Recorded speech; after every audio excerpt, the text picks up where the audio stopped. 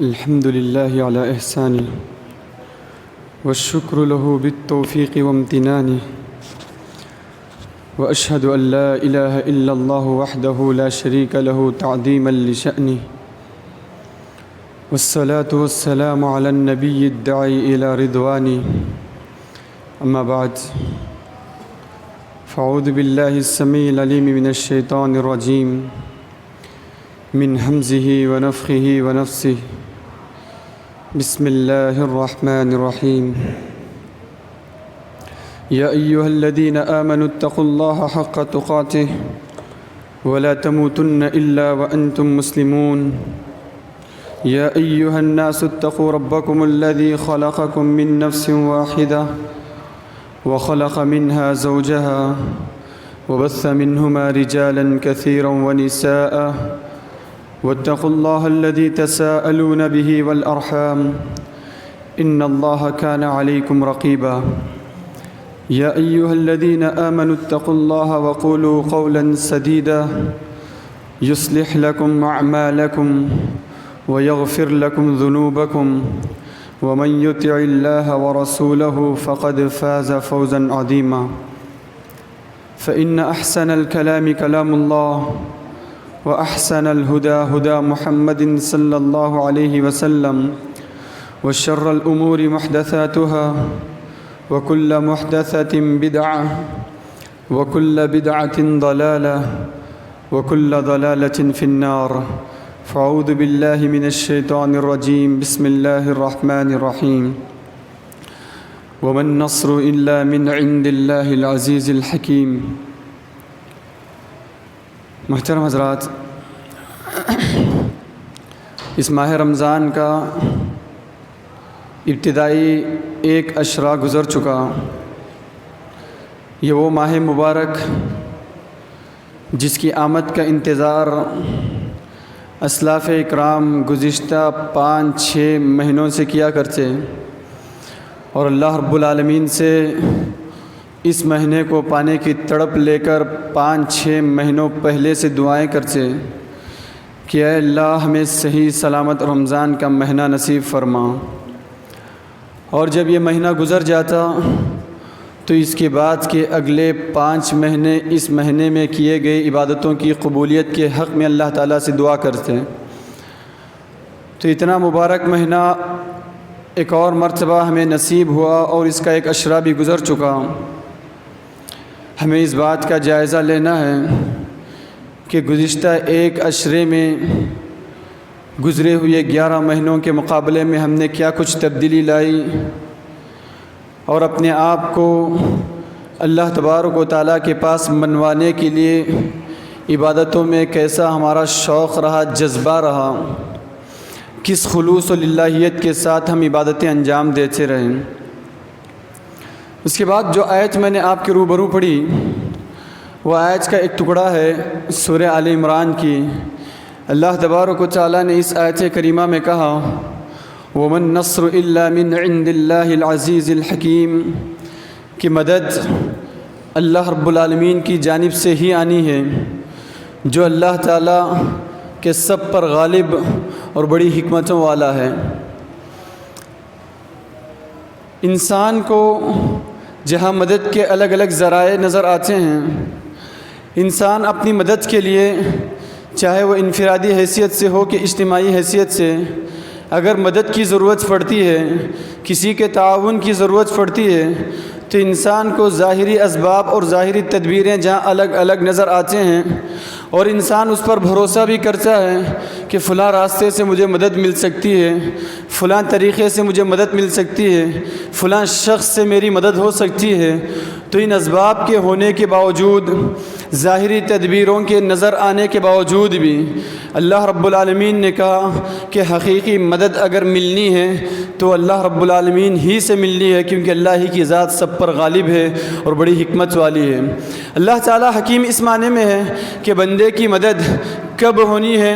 کیسے ہونی ہے، یہ اللہ تبارک و تعالیٰ خوب جانتا ہے۔ اسی لیے بندہ مسلسل اللہ تعالیٰ سے دعا کرتا بھی ہے تو اللہ تبارک و تعالیٰ اسی وقت دعا قبول کرتا ہے جب بندے کے حق میں دعا اللہ تعالیٰ بندے کے حق میں دعا قبول کرنا مناسب سمجھتا ہے۔ تو اللہ تعالیٰ کی ذات بڑی حکیم ہے، تو حکمت کے حساب سے اللہ تبارک و تعالیٰ بندے کو جب دینا ہے تب عطا کرتا ہے، بندے سے جب لینا ہے اللہ تعالیٰ تب لے لیتا ہے۔ یہ اللہ تبارک و تعالیٰ کی مدد، یہ اللہ تبارک و تعالیٰ کی نصرت، اللہ تعالیٰ نے اپنی مدد کے لیے، اپنی نصرت کے لیے چند ایک شرائط رکھے ہیں، چند ایک اسباب رکھے ہیں۔ جب بندہ ان اسباب پر کاربند ہوتا ہے تب اللہ تبارک و تعالیٰ کی مدد بندے کے حق میں آتی ہے۔ دیکھیے، ہم اللہ تبارک و تعالیٰ سے دن میں 5 وقت کے نمازوں میں اور دیگر نفل نمازوں میں، ہر نماز میں جو بھی نماز ہم پڑھتے ہیں اللہ تبارک و تعالیٰ سے مدد طلب کرتے ہوئے کہتے ہیں ایاک نعبد و ایاک نستعین، ایاک نعبد و ایاک نستعین، اے پروردگارا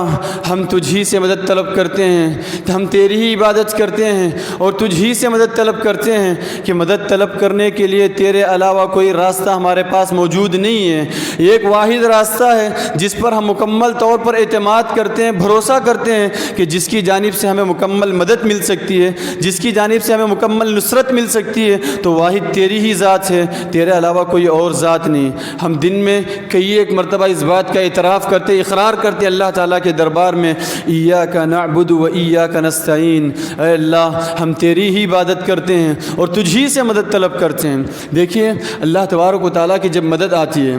اللہ تبارک و تعالیٰ کی جب مدد آتی ہے، بندہ جب پوری طرح پریشانیوں میں گھرا ہوتا ہے، جب پوری طرح آزمائشوں میں گھرا ہوتا ہے، جہاں پوری طرح راستے بند ہو جاتے ہیں، اللہ تبارک و تعالیٰ کی مدد ایسے راستوں سے آتی ہے کہ بندے کے خام و خیال میں نہیں ہوتا، آدمی سوچ بھی نہیں سکتا کہ اللہ تعالیٰ کی مدد ایسے بھی آ سکتی ہے۔ ایک گھر ہے کہ اس میں پیارے نبی صلی اللہ علیہ وسلم پوری طرح جکڑے ہوئے ہیں، اللہ کے نبی گھر میں موجود ہیں، باہر سے سارے دشمن گھر کا گھیراؤ کیے ہوئے ہیں کہ ایک ایک قبیلے کا ایک ایک دشمن، ایک ایک قبیلے کا ایک ایک جنگجو اللہ کے نبی کے گھر کا گھیراؤ کیے ہوئے ہیں کہ اللہ کے نبی جیسے ہی گھر سے باہر نکلیں فوراً اللہ کے نبی پر حملہ کر دیا جائے، اللہ کے نبی صلی اللہ علیہ وسلم کی جان لے لی جائے۔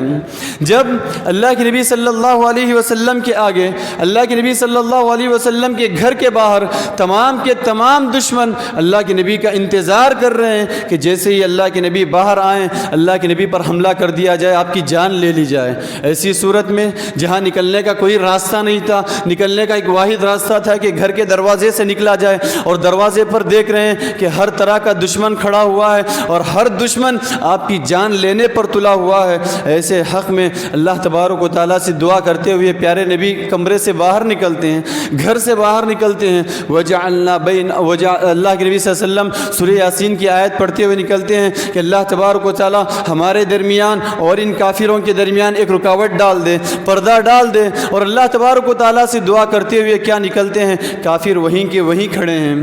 دشمن وہیں کے وہیں کھڑے ہیں۔ اللہ کے نبی کے گھر کے باہر جیسے پہلے سے آپ صلی اللہ علیہ وسلم کا انتظار کر رہے ہیں، ویسے ہی انتظار جاری ہے۔ ان کے نظروں کے آگے سے اللہ کے نبی نکل کر چلے جاتے ہیں اور ہجرت کا سفر طے کر دیتے ہیں، لیکن کافروں کے خام و خیال میں نہیں آتا کہ اللہ کے نبی صلی اللہ علیہ وسلم کیسے ان کے آگے سے گزر گئے۔ یہ دیکھنے کی بات ہے، غور کرنے کی بات ہے۔ جہاں نکلنے کا کوئی راستہ نہیں تھا، اللہ کی ذات پر ایمان اور اعتماد ایسا تھا اللہ کے نبی صلی اللہ علیہ وسلم کو کہ اللہ تبارک و تعالیٰ اسی صورتحال میں اسی کیفیت میں جبکہ کافر پورے کے پورے اللہ کے نبی کی جان لینے پر تلے ہوئے تھے، انہی کے نظروں کے آگے سے آپ صلی اللہ علیہ وسلم کو صحیح سلامت اللہ باہر نکالتا ہے، لیکن کافر کے نظر میں اللہ کے نبی صلی اللہ علیہ وسلم آنے سے رہ جاتے ہیں۔ دیکھیے پیارے نبی صلی اللہ علیہ وسلم، ابو بکر صدیق رضی اللہ عنہ دونوں غار میں اپنی جان بچانے کے لیے چھپے ہوئے تھے، غار میں اپنی جان بچانے کے لیے چھپے ہوئے تھے۔ کوئی جگہ ایسی نہ تھی جس میں کافر تلاش نہ کرتے ہوں، کوئی جگہ ایسی نہ تھی جس میں کافر آپ صلی اللہ علیہ وسلم اور ابو بکر بکر صدیق کو ڈھونڈتے نہ ہو، ہر چپا چپا چھان مارتے، ہر چھوٹی سی چھوٹی جگہ چھان مارتے، ہر جگہ میں آپ کی تلاش جاری تھی، ہر جگہ اعلان ہو رہا تھا جو بھی پیارے نبی صلی اللہ علیہ وسلم کو لے کر آئے گا اس کو 100 اونٹ دیے جائیں گے۔ ہر ممکن کوشش ہو رہی تھی کہ اللہ کے نبی صلی اللہ علیہ وسلم کو پکڑا جائے اور آپ کی جان لی جائے۔ ایسی صورت میں پیارے نبی صلی اللہ علیہ وسلم اور ابو بکر صدیق رضی اللہ عنہ اپنی جان بچانے کے لیے غار میں چھپتے ہیں۔ کافر غار کے مسرانے آ کھڑا ہوتا ہے، غار کے منہ پر آ کھڑا ہوتا ہے۔ ابو بکر صدیق رضی اللہ عنہ کہتے ہیں اے اللہ کے نبی صلی اللہ علیہ وسلم، اگر کافر اپنے پیر کو بھی دیکھ لیں، اگر دشمن اپنے پیر کو بھی دیکھ لے تو ضرور ہم پکڑ میں آ جائیں گے، ہم نظر میں آ جائیں گے۔ پیارے نبی صلی اللہ علیہ وسلم کا ایمان ایسا تھا، کہا اے ابو بکر کیا خیال ہے ان 2 لوگوں کا، اے ابو بکر کیا خیال ہے ان 2 لوگوں کا جن کا تیسرا اللہ تبارک و تعالیٰ ہو، کیا خیال ہے ان 2 لوگوں کا جن کی مدد کے لیے اللہ تعالیٰ کی ذات موجود ہو۔ اللہ رب العالمین سے اللہ کی ذات پر ایمان اور توکل ایسا کہ ابو بکر صدیق کو تسلی دلاتے ہوئے کہتے ہیں لا تحزن ان اللہ معنا، اے ابو بکر ڈرنے کی بات نہیں، اللہ کی مدد ہمارے ساتھ ہے، اللہ کی نصرت ہمارے ساتھ ہے، جو کام ہم کر رہے ہیں وہ اللہ کے حکم سے کر رہے ہیں، اللہ کی مدد ضرور ہمارے شامل حال رہے گی۔ تو کافر ہر چپا چپا چھان مارتا ہے لیکن اس جگہ پر نظر پڑنے سے رہ جاتی ہے اور کافر واپس لوٹ جاتا ہے۔ پیارے نبی صلی اللہ علیہ وسلم سفر ہجرت جاری رکھتے ہیں۔ یہ چند صرف مثالیں تھیں، یہ چھوٹی سی مثالیں تھیں کہ اللہ رب العالمین کی مدد ایسی ایسی جگہ سے آتی ہے کہ آدمی کے خام و خیال میں نہیں ہوتا اور احساس بھی نہیں ہوتا کہ اس راستے سے اللہ کی مدد آ بھی سکتی ہے کہ نہیں۔ یہ چھوٹے سے واقعات تھے جہاں ظاہری اسباب پوری طرح بند ہو چکے تھے، ظاہری راستے پوری طرح تنگ ہو چکے تھے، ایسے راستے میں بھی اللہ تبارک و تعالیٰ بندے کی مدد کرتا ہے۔ لیکن جیسا کہ میں نے پہلے کہا اللہ تعالیٰ کی مدد کے لیے ضروری ہے کہ اللہ تعالیٰ نے جو شرائط رکھیں، جو اسباب رکھیں، ایسی مدد اللہ کی چاہتے ہیں۔ ہر میدان میں اللہ تعالیٰ کی ایسی مدد چاہتے ہیں، ہر میدان میں اللہ رب العالمین کی مدد چاہتے ہیں۔ انفرادی زندگی میں چاہتے ہیں کہ اللہ تعالیٰ کی مدد ہو، اپنے مشکلات کے خاتمے کے لیے چاہتے ہیں اللہ کی مدد آئے، اپنے گھریلو پریشانیوں کو ختم کرنے کے لیے چاہتے ہیں کہ اللہ کی مدد آئے، اپنے کاروبار کے ٹینشن، اپنے کاروبار کی پریشانیوں کو ختم کرنے کے لیے چاہتے ہیں کہ اللہ تبارک و تعالیٰ کی مدد آئے، اپنے معاشرتی پریشانیاں یا معاشی پریشانیاں انسان کو جو بھی لاحق ہوتی ہیں، انسان کئی ایک تدبیریں اپناتا ہے، آخری مرحلے میں آ کر ہی صحیح کہتا ہے اللہ تعالیٰ کی مدد کاش کہ آ جائے اور میری یہ پریشانی دور ہو جائے۔ اللہ تعالیٰ کی یہ مدد اسی وقت آ سکتی ہے، اللہ تعالیٰ کی یہ مدد اسی وقت آ سکتی ہے جس وقت کہ اللہ تبارک و تعالیٰ نے جو اسباب بتلائے، جو شرائط بتلائے، ان شرائط پر بندہ پوری طرح اترنے کی کوشش کرے۔ سب سے پہلی شرط یہ ہے کہ بندہ اپنے آپ کو مکمل طور پر ایمان والا بنائے۔ صرف زبانی دعوے نہیں کہ صرف زبان سے یہ کہنا کافی نہیں کہ میں مومن ہوں، میں مسلمان ہوں، زبان کے کہنے کے ساتھ ساتھ اپنے کردار سے یہ ثابت کرے کہ میں مومن ہوں، اپنی زبان سے کہنے کے ساتھ ساتھ اپنے عمل سے یہ ثابت کرے کہ میں مومن ہوں، اپنے نمازوں سے یہ ثابت کرے کہ میں مومن ہوں، اپنے کردار سے ثابت کرے کہ میں مومن ہوں، اپنے روزوں سے یہ ثابت کرے کہ میں مومن ہوں، اپنے صدقات سے یہ ثابت کرے کہ میں مومن ہوں، کسی کی مدد کر کے یہ ثابت کرے کہ میں مومن ہوں۔ آدمی زبانی دعووں کے ساتھ ساتھ جب تک حقیقی معنوں میں عملی مومن نہیں بنتا اس وقت تک اللہ تعالیٰ کی مدد آنے والی نہیں۔ اللہ نے اس شرط کی طرف اشارہ کرتے ہوئے کہا اِنَّا لَنَنْصُرُ رُسُلَنَا وَالَّذِينَ آمَنُوا، کہ ہم یقیناً اللہ کے پیغمبروں کی ضرور مدد کرتے ہیں۔ اللہ تعالیٰ نے کہا ہم ہمیشہ پیغمبروں کی ضرور مدد کرتے ہیں، اور پیغمبروں کے ساتھ ساتھ جو لوگ ایمان والے ہیں زبانی دعووں کے ساتھ ساتھ عملی نمونہ پیش کرتے ہوں، اپنے عمل سے دکھلاتے ہوں کہ واقعی معنوں میں وہ ایمان والے ہیں، مومن ہیں، ایسے لوگوں کے ساتھ اللہ تعالیٰ کی مدد ہمیشہ ہوتی ہے، ایسے لوگوں کو اللہ تبارک و تعالیٰ ہمیشہ مدد کرتا ہے۔ اسی کے ساتھ ساتھ بندے کو چاہیے کہ اپنے عمل صالح میں بڑھ چڑھ کر حصہ لیں، ہر نیک کام میں بڑھ چڑھ کر حصہ لیں۔ ایسا نہیں کہ صرف زبانی دعوے ہو گئے، ہر کسی کو ترغیب دلاتے پھرے کہ یہ کام اچھا ہے اس میں آگے بڑھنا ہے، یہ کام اچھا ہے اس میں آگے بڑھنا ہے، فلاں کام نیکی کا ہے اس میں آگے بڑھنا ہے۔ ترغیب دلانے کے ساتھ ساتھ آدمی خود بھی اس پر عمل کر کے دکھائے ہیں۔ کسی کو اچھے عمل کی طرف ترغیب دلانے کے ساتھ ساتھ اپنی استطاعت کے مطابق، اپنی کوشش کے مطابق، اپنی طاقت کے بل بوتے پر اتنا عمل کر کے دکھائیں سامنے والے کو کہ یہ عمل اچھا عمل ہے، تب چل کر اللہ تعالیٰ کی مدد آنے والی ہے۔ اللہ نے وعدہ کرتے ہوئے کہا وعد اللہ الذین آمنوا منکم وعملوا الصالحات لیستخلفنہم فی الارض کما استخلف الذین من قبلہم۔ لوگوں اگر دنیا میں اقتدار چاہتے ہو کہ خوف کا ماحول ختم ہو جائے، چاہتے ہو کہ امن کا ماحول قائم ہو، چاہتے ہو کہ زندگی سکون سے گزرنی ہے، چاہتے ہو کہ زندگی اطمینان سے گزرنی ہے، شرط یہ ہے کہ ایمان کے ساتھ ساتھ عمل صالح کرو، شرط یہ ہے کہ ایمان کے ساتھ ساتھ اچھا عمل کرو۔ اسی کے ساتھ اللہ رب العالمین نے اس جانب بھی اشارہ کیا، جو بندہ اللہ تعالیٰ سے جس قدر ڈرے گا، جو بندہ اللہ تعالیٰ کا تقوی جس قدر اپنائے گا، اللہ کی مدد اسی قدر اس کے ساتھ ہوگی۔ اللہ نے شرط بتلاتے ہوئے کہا وَاعْلَمُوا أَنَّ اللَّهَ مَعَ الْمُتَّقِينَ، وَاعْلَمُوا لوگوں جان لو، أَنَّ اللَّهَ مَعَ الْمُتَّقِينَ کہ اللہ تبارک و تعالیٰ متقیوں کے ساتھ ہے، اللہ تبارک و تعالیٰ تقوی اختیار کرنے والوں کے ساتھ ہے۔ جو لوگ متقی ہوتے ہیں اللہ کی مدد ان کے ہمیشہ شامل حال ہوتی ہے۔ تقوی کیا چیز ہے؟ اس سے پہلے بھی میں نے آپ کو وضاحت کی، تقوی یہ ہے کہ اپنی پوری زندگی کے سفر میں اللہ تعالیٰ کی نافرمانیوں سے بچا کر آخری دم تک گزر جائیں، اللہ تعالیٰ کی نافرمانی سے، اللہ تعالیٰ کی معصیتوں سے اپنے آپ کو بچاتے ہوئے، اپنے آپ کی حفاظت کرتے ہوئے اس زندگی کے سفر کو آخری مرحلے تک لے جانا، یہ اصل میں تقوی کہلاتا ہے۔ جیسے آدمی کانٹے دار راستے میں اپنے دامن کو ان کانٹوں سے بچاتے ہوئے، چھپ چھپ بچتے ہوئے، حفاظت کرتے ہوئے، زخموں سے اپنے آپ کو ڈرتے ہوئے جیسے اپنے آپ کو بچا کر سفر طے کرتا ہے، ویسے ہی زندگی کے سفر میں اللہ کی نافرمانی سے بچاتے ہوئے زندگی کے سفر کو طے کرنا تقوی کہلاتا ہے۔ اگر آدمی ہر قدم قدم پر، ہر معاملے میں اللہ کی نافرمانی سے اپنے آپ کو بچاتا رہے گا تو اللہ تعالیٰ کی مدد ویسے ہی اس کے شامل حال رہے گی۔ اسی کے ساتھ ساتھ اللہ تعالیٰ کا ذکر جس قدر کثرت سے ہوگا، اللہ تعالیٰ کو جس قدر کثرت سے یاد کریں گے، اللہ تعالیٰ کی مدد ویسے ہی شامل حال رہے گی۔ اگر ہم اللہ کو بھلا دیں گے، اللہ تبارک و تعالیٰ کو بھلا دیں گے، اللہ کی یاد سے غافل ہو جائیں گے، اللہ تعالیٰ کی وعید ہے۔ اللہ نے کہا وَمَن يَعْشُ عَن ذِكْرِ الرَّحْمَنِ نُقَيِّضْ لَهُ الشَّيْطَانًا فَهُوَ لَهُ قَرِينٌ کہ جو شخص اللہ تعالیٰ کے ذکر سے غافل ہو جاتا ہے،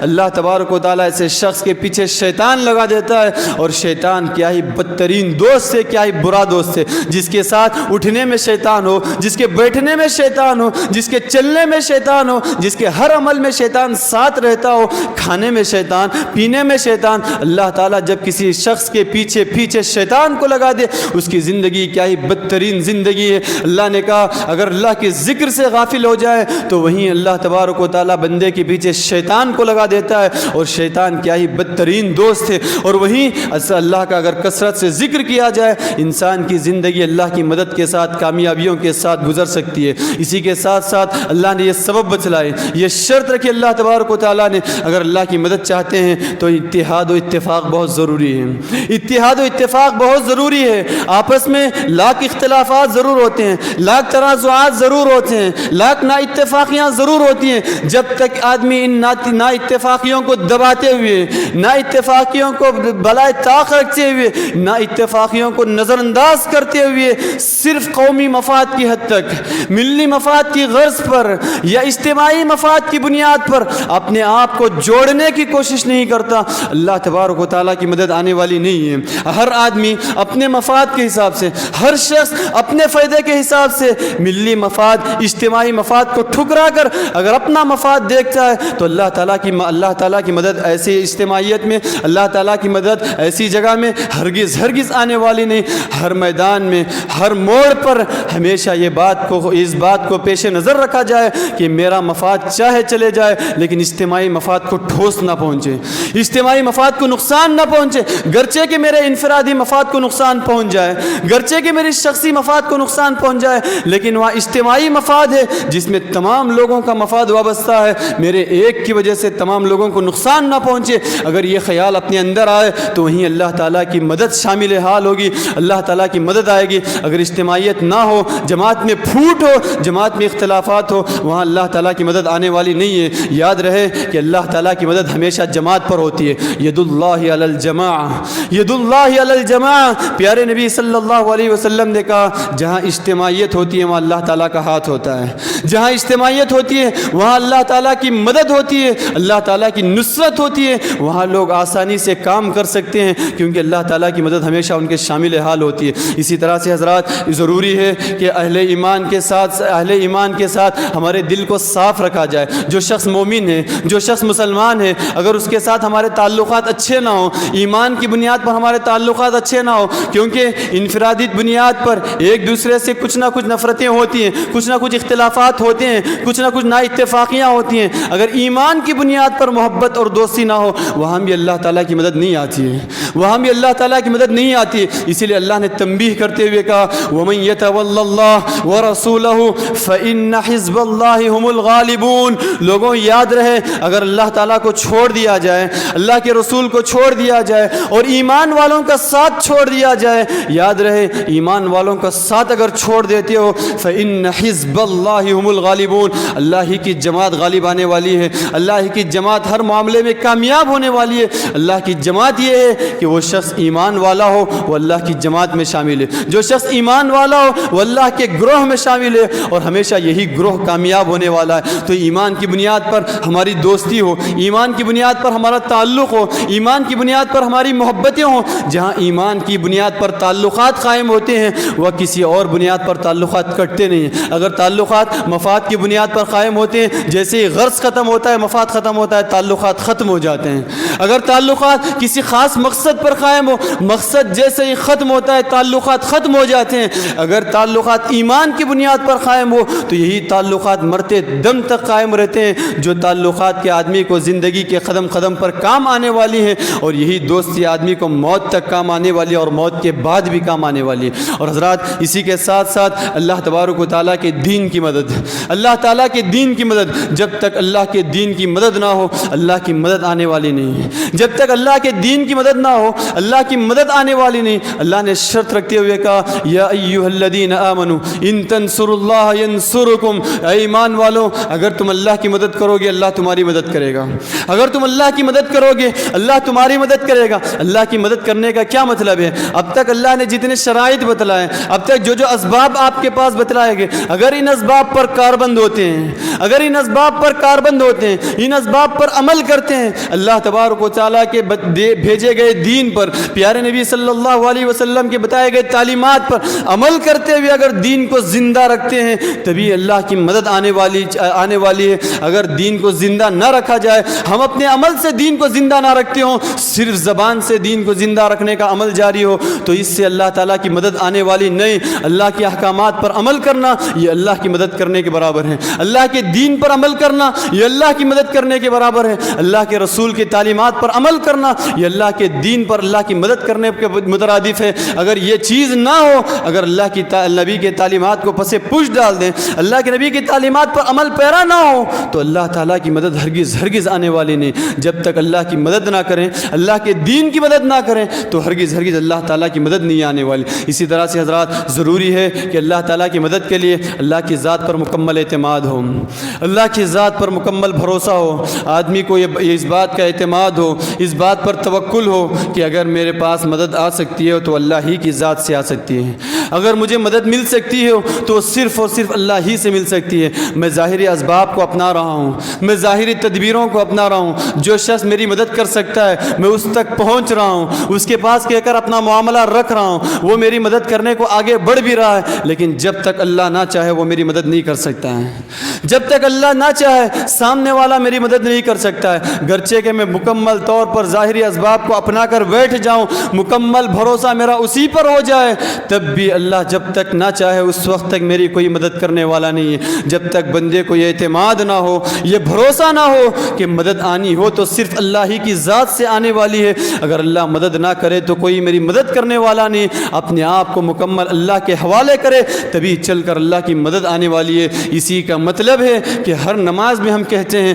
ایاک نعبد و ایاک نستعین، یہ ہمیشہ کی طرح یہ بھی زبانی دعویٰ بن کر رہ گیا کہ ہم ہر نماز میں تو کہتے رہے اللہ عبادت تیری ہی ہوگی، مدد تجھی سے ہوگی، لیکن زبانی دعوے کے ساتھ ہمارا عمل اللہ پر بھروسہ نہ رہا۔ اللہ تعالیٰ کی ذات پر جیسا حقیقی معنوں میں بھروسہ ہونا تھا، اللہ کی ذات پر جیسے توکل ہونا تھا، اللہ کی ذات پر جیسے اعتماد ہونا تھا، ویسا اعتماد ہمارے اندر نہ رہا۔ دیکھیے رمضان کا مہینہ ہے، یہ مہینہ اللہ تعالیٰ کی مدد کا مہینہ ہے، یہ مہینہ اللہ تعالیٰ کی مدد کا مہینہ ہے۔ صحابہ اسی مہینے کے اندر 17 تاریخ کو 17 رمضان کو 300 کی تعداد میں تھے، سامنے والا دشمن 1000 کی تعداد میں تھا، ان کے پاس کوئی اسباب نہ تھے، ان کو نہ جنگ آتی تھی، ان کو نہ لڑنا آتا تھا اور نہ لڑنے کے اسباب ان کے پاس موجود تھے۔ یہ 300 کی کم تعداد صحابہ اکرام جن کے پاس جنگ کے کوئی اسباب نہ تھے، جنگ کے لیے جن جن کے پاس تلوار نہ تھے، تیر تھا تو کمان نہ تھا، کمان تھا تو بچنے کے لیے ڈھال نہ تھا، ایسے نہتے صحابہ اکرام بے سر و سامان جنگ کے میدان میں اتر پڑتے ہیں۔ ایسی صورت میں بھی اگر ان صحابہ اکرام کو غلبہ حاصل ہوتا ہے، مدد حاصل ہوتی ہے، تو واحد سبب ہے، واحد ذریعہ ہے کہ ان کو اللہ کی ذات پر مکمل اعتماد تھا، اللہ کی ذات پر مکمل بھروسہ تھا کہ جس اللہ تبارک و تعالیٰ نے اس صورتحال میں لایا ہے، ضرور اللہ تعالیٰ وہ ہماری مدد کر کے رہے گا۔ جو اللہ نے ہمیں اس صورتحال میں لایا ہے، اللہ تعالیٰ نے اس صورتحال سے ہمارا مقابلہ کروایا، تو ضرور اللہ تعالیٰ ہماری مدد کر کے رہے گا۔ آپ جنگ بدر کے صورتحال کو پڑھ کے دیکھیں، جنگ بدر کے واقعات کو پڑھ کے دیکھیں، اللہ تبارک و تعالیٰ کی ایسی مدد اس جنگ میں آئی، اللہ تعالیٰ کی ایسا نصرت اللہ تعالیٰ کے اہل ایمان کو اس جنگ میں آئی کہ ہوش اڑ جاتے ہیں، آدمی سوچنے پر مجبور ہو جاتا ہے کہ اللہ کی مدد ایسے بھی ہوتی ہے، کہ اللہ کی مدد ایسے بھی آتی ہے۔ پیارے نبی کا صرف اعلان تھا، صحابہ اکرام اللہ کی ذات پر بھروسہ کرتے ہوئے میدان جنگ میں اترتے ہیں، اللہ کے نبی کے اعلان پر صحابہ اکرام کہتے ہیں، اے اللہ کے نبی، ہم آپ کے اعلان پر، ہم آپ کی تعلیم پر،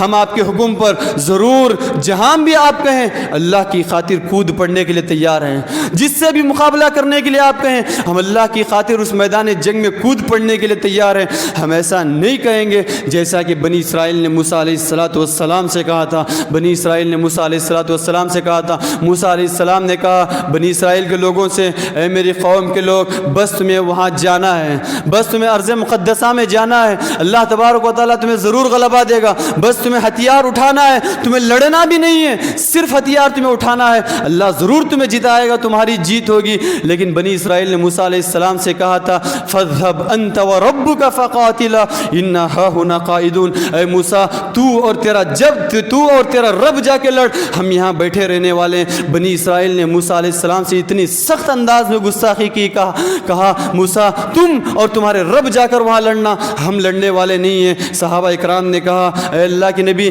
ہم ایسا ہرگز نہیں کہیں گے، ہمیں اللہ کی ذات پر مکمل اعتماد ہے، بھروسہ ہے، اللہ ضرور ہماری مدد کرے گا، اللہ کی خاطر آپ جہاں کہیں گے ہم کود پڑنے کے لیے تیار ہیں، ہم جہاں کہیں گے ہم وہ کام کرنے کے لیے تیار ہیں جس کا آپ ہمیں حکم دیں گے۔ تو آپ دیکھتے ہیں یہی وہ رمضان کا مہینہ تھا، یہی وہ ماہ مبارک تھا کہ اللہ تعالیٰ کی ایسی مدد آئی کہ صحابہ اکرام رضوان اللہ علیہم اجمعین کہتے ہیں کہ اللہ تبارک و تعالیٰ نے اس جنگ میں فرشتوں کو اتارا اللہ کے نبی اور صحابہ کی مدد کے لیے۔ صحابہ کی تعداد بڑی کم تھی، صحابہ کی تعداد صرف 300 سے 313 کے درمیان تھی، مقابل 1000 کی تعداد تھی، لیکن اللہ تبارک و تعالیٰ نے اس انداز سے بھی مدد کی کہ صحابہ اکرام کی نظروں میں کافروں کی تعداد بہت کم نظر آنے لگی، صحابہ اکرام کی نظروں میں کافروں کی تعداد بہت کم نظر آنے لگی، اور کافروں کی نظروں میں صحابہ کی تعداد بہت بڑی نظر آنے لگی۔ حالانکہ تعداد مقابلے میں تھی، مخالف میں تھی، لیکن اللہ تبارک و تعالیٰ نے اس انداز سے مدد کی کہ دیکھتے تو تھے کہ وہاں سامنے تعداد کم ہے، لیکن اللہ نے ان کی نظروں میں، کافروں کی نظروں میں تعداد کو زیادہ کر کے دکھایا تاکہ وہ لڑنے سے پہلے ان کے دلوں میں رعب طاری ہو جائے، لڑنے سے پہلے ان کے دلوں میں رعب طاری ہو جائے۔ اللہ نے کہا سألقی فی قلوب الذین کفروا الرعب، فرشتوں سے کہا، فرشتوں کی جماعت سے کہا جاؤ اہل ایمان کی مدد کرنا، فثبتوا الذین آمنوا، اہل ایمان کو اس جنگ میں ثابت قدم رکھنا۔ سألقی فی قلوب الذین کفروا الرعب، میں کافروں کے دلوں میں رعب ڈال دینے والا ہوں، میں کافروں کے دلوں میں ڈر ڈال دینے والا ہوں کہ یہ کافر تمہارا مقابلہ کرنے سے عاجز آ جائیں گے، یہ کافر تمہارا مقابلہ کرنے سے رہ جائیں گے، لہذا تم اہل ایمان کی مدد کرنا۔ اللہ تبارک و تعالیٰ نے اس میں فرشتوں کے ذریعے پیارے نبی صلی اللہ علیہ وسلم کی مدد کی، صحابہ اکرام کے فرشتوں کے ذریعے مدد کی۔ صحابہ اکرام کہتے ہیں ہم میدان جنگ میں دیکھتے تھے، ہم میدان جنگ میں دیکھتے تھے ایک سے ایک کافر گرتا جاتا، ایک سے ایک کافر مرتا جاتا، لیکن سامنے مارنے والا ہمیں نظر نہ آتا، ایک سے ایک کافر موت کے گھاٹ اتر جاتا، ایک سے ایک کی گردن سر دھڑ سے الگ ہو جاتا، لیکن ہم دیکھتے ہیں کہ مارنے والا نظر نہ آتا، کیونکہ پیارے نبی صلی اللہ علیہ وسلم نے کہا کہ اللہ تبارک و تعالیٰ ضرور اس میں مدد کرے گا۔ ہم دیکھتے ہیں کہ فرشتوں کی یہ مدد تھی، فرشتوں کو اللہ تبارک و تعالیٰ نے ہماری مدد کے لیے بھیجا تھا، تو لہٰذا فرشتے ہماری مدد کے لیے آئے تھے۔ جنگ شروع ہونے سے پہلے ہی اللہ تبارک و تعالیٰ نے پیارے نبی کو یہ خوشخبری دے دی تھی، بتلایا تھا، جبرائیل علیہ السلام نے آ کر کہا اے پیغمبر پیغمبر فلاں دشمن فلاں جگہ میں مرنے والا ہے، فلاں دشمن فلاں جگہ میں مرنے والا ہے، فلاں آدمی فلاں جگہ میں مرنے والا ہے۔ پیارے نبی صلی اللہ علیہ وسلم کو جنگ سے پہلے جگہ بتا دی گئی کہ فلاں آدمی آپ کے خلاف آنے والا، اس کی موت وہاں ہوگی، اس کی موت وہاں ہوگی، اس کی موت وہاں ہوگی، سب کی جگہ بتا دی گئی جتنے بھی اس جنگ میں مرنے والے تھے۔ تو اللہ تعالیٰ کی غیبی مدد، بے شمار غیبی مدد اللہ تبارک و تعالیٰ کی اس جنگ میں آئی، جس میں اللہ تبارک و تعالیٰ نے پیارے نبی صلی اللہ علیہ وسلم اور صحابہ اکرام کی مدد کیا، جس لہٰذا یہی سبب تھا کہ 313 کی کم تعداد رکھتے ہوئے بھی 1000 کی تعداد پر صحابہ اکرام غالب آ گئے، 1000 کی تعداد کو غلبہ دینے اور شکست دینے پر صحابہ اکرام کامیاب ہو گئے۔ پیارے نبی نے اسی مہینے میں دعا کی تھی، اللہم ان یولک هذه الإصابة اليوم فلن تعبد في الارض ابدا۔ اے اللہ، اگر آج یہ مٹھی بھر تعداد، مٹھی بھر جماعت اس زمین پر ہلاک ہو جائے، اگر یہ مٹھی بھر جماعت آج ختم ہو جائے تو اس زمین پر تیری عبادت کرنے والا کوئی باقی نہیں رہے گا۔ اگر یہ آج بچ جائے تو تیرے دین کا غلبہ ہوگا، تیرے دین کی سربلندی ہوگی، تیرا دین کامیاب ہوگا۔ اگر یہ جماعت آج ختم ہو جاتی ہے تو ہرگز ہرگز اس زمین پر کوئی عبادت کرنے والا نہ ہوگا۔ تو خصوصاً ان اسباب کو اپناتے ہوئے، ان ذراؤں کو اپناتے ہوئے اگر اپنے اندر ایمان ہو، پکے ہم مومن ہو، عمل صالح ہو، تقوی ہو، ہر معاملے میں اللہ کی نافرمانی سے ڈرتے ہوں، بچتے ہوں، اللہ تعالیٰ کا ذکر کثرت سے کرتے ہوں، اللہ تعالیٰ کو کثرت سے یاد کرتے ہوں، اور اپنے اندر اتفاق و اتحاد کے ماحول کو قائم کرتے ہوں، ہمیشہ اجتماعی مفاد کو ترجیح دیتے ہوں اور اپنے اختلافات کو ختم کرنے کی پوری کوشش کرتے ہوں، اہل ایمان سے ایمان کی بنیاد پر تعلقات استوار کرتے ہوں اور اللہ کی ذات پر مکمل اعتماد کرتے ہوں،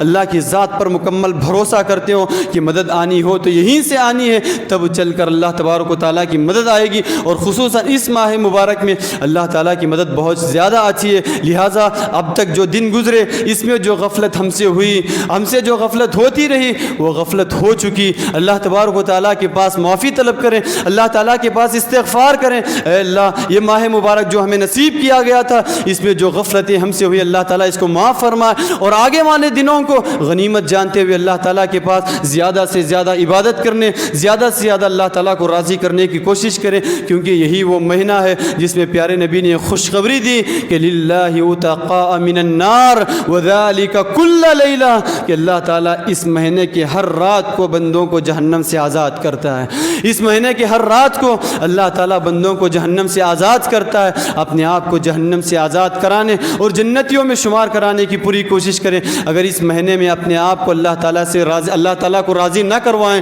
اپنے آپ کو جہنم سے آزاد کروا کر جنت میں شامل نہ کروائیں تو کوئی اور موقع زندگیوں میں نصیب نہیں ہوگا، کیا پتہ کہ اگلا رمضان نصیب ہو کہ نہ ہو اپنی مغفرت کروانے کے لیے۔ پیارے نبی صلی اللہ علیہ وسلم نے کہا رغم انف رجل، وہ شخص ناکام اور نامراد ہوا جس کے پاس رمضان کا مہینہ تو آیا ثم انسلخ، اور رمضان کا مہینہ گزر گیا، جو اپنے آپ کو بدل نہ سکا، اللہ تعالیٰ کے پاس اپنی مغفرت نہ کروا سکا۔ لہٰذا اپنے آپ کو بدل کر اللہ کو مکمل طور پر راضی کرنے کی کوشش کریں۔ اللہ کی مدد اسی وقت آئے گی ہر معاملے میں جب ہم اللہ تعالیٰ کی مدد کرنے کی کوشش کریں گے، اللہ تعالیٰ کے بتائے ہوئے اسباب پر عمل کرنے کی کوشش کریں گے۔ دعا ہے رب العالمین سے کہ اللہ تبارک و تعالیٰ اس رمضان کو ہماری زندگیوں میں انقلاب برپا کرنے والا رمضان بنائے۔ یہ رمضان گزرنے کے ساتھ ساتھ ہم اپنی زندگیوں میں بہت ساری تبدیلیوں کو لائیں۔ اللہ تعالیٰ اس مہینے میں کیے گئے عبادتوں کو اللہ ہمارے شرف قبولیت سے نوازے، اور بچے دنوں کو غنیمت جانتے ہوئے زیادہ سے زیادہ عبادت کرنے کے اللہ مجھے اور آپ کو توفیق دے۔